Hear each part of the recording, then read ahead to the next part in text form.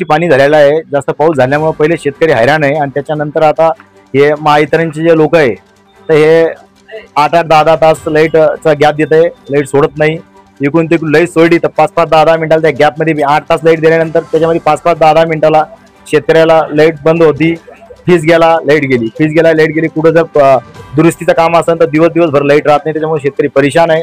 त्याच्यानंतर जे रात्री बेरात्री शेतकरी पाणी भरायला जातात मालाला आणि घराबाहेर शेतकरी जर काही शौचालयासाठी जर आले असेल ग्रामीण भागामधले, शेतातले गावातले, तर त्या ग्रामीण भागामध्ये मोठ्या प्रमाणात शेतकऱ्याची त्या ठिकाणी परेशानी आहे. आणि त्याच्यानंतर साप असन, इच्चो असन असे चावून जालन्यामध्ये जिल्हा जे रुग्णालय आहे त्याच्यामधून आता आम्ही माहिती घेतली वंचित बहुजन आघाडीने, तर तिथं 37 लोक हे त्याला सर्प चावलेला आहे अशी दिसून आले. त्याच्यापैकी 14 लोक हे मरण पावले आणि बाकीचे लोक हे उपचार घेऊन चांगले.